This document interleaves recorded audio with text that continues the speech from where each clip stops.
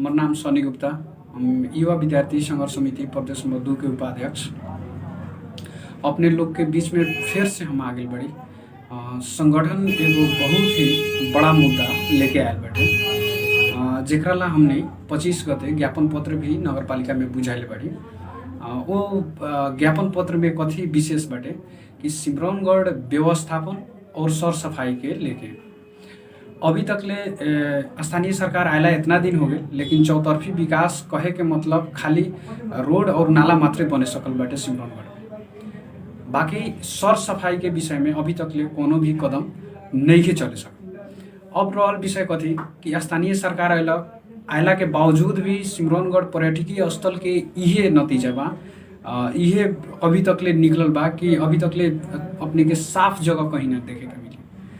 और केंद्र सरकार से लेके प्रदेश सरकार से लेके स्थानीय सरकार में सब लोग बजट निकालले सर सफाई ला, लेकिन अभी तक ले सर सफाई के में कार्य देखे के नहीं मिलल। काहे नहीं मिलल, सवाल यहाँ इहो बा।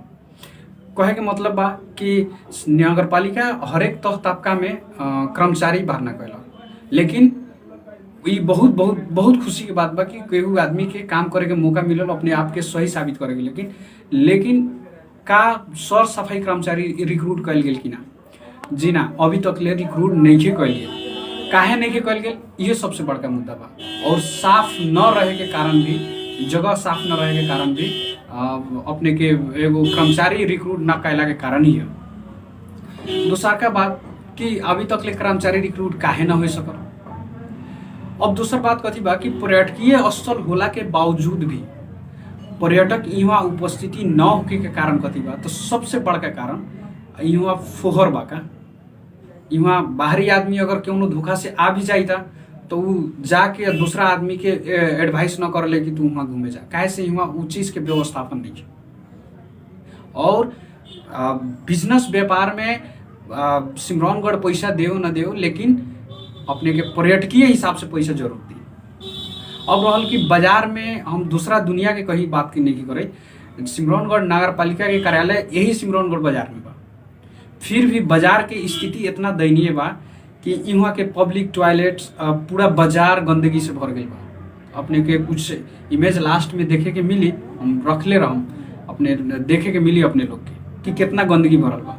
और सबसे बड़का समस्या कि बाजार रोड पर ही लागल। इस सबसे बड़का कारण बा बाजार पीछा होके के, आज तक ले बाजार विकसित न होके के कारण ये भी बा। और रहल बात कथी कि यहाँ 6 नंबर वार्ड में ई पड़ल है बाजार, लेकिन 6 नंबर वार्ड कार्यालय भी बाजारे में बा, लेकिन अभी तक ले कोनो भी ऐसा किस्म से काम करवाई नहीं हो सकल। और जिम्मेदार सिर्फ स्थानीय सरकार ही नहीं है, जिम्मेदार बाजार के लोग भी बा। बाजार के लोग अगर एक भी सवाल जाके स्थानीय सरकार से पूछ ले रही कि हमनी के बाजार साफ काहे नहीं हुई, तो शायद स्थानीय सरकार इस चीज के गंभीरता से ले रहे। लेकिन बाजार के लोग के मानसिकता और मनोस्थिति भी ये बा कि हमनी गंदगी में रहो।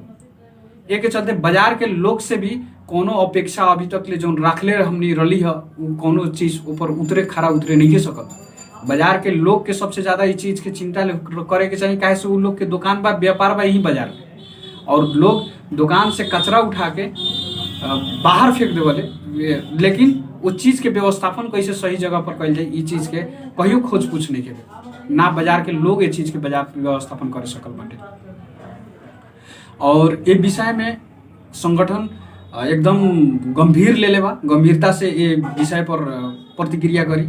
और ये विषय में सब केहू के साथ और सहयोग के जरूरी बा। रहल बात कुछ दिन कोका प्रोग्राम चलल, 2-4 हफ्ता प्रोग्राम चलल हो कि सर सफाई के, लेकिन ओकर इफेक्ट भी कहीं देखे के ना मिलल बाजार में। सर सफाई जहाँ मंदिर परिसर साफा बाटे उनमें साफा कैला से कथी हो, साफा तो वहाँ करे जरूरी बा जहाँ गंदगी हो। एक के चलते अपने लोग से और स्थानीय सरकार से और बाजार के लोग से भी अनुरोध बा कि ये अभियान के एगो अपन पक्ष बना के आगाड़ी लेके चलो बहुत जरूरी बा। गलती सिर्फ स्थानीय सरकार की ही नहीं है, गलती हमनी के भी बा, हमनी भी कुछ नहीं कैले। एक चलते हमनी के करे के पड़ल और स्थानीय सरकार से करवावे के पड़ल। धन्यवाद।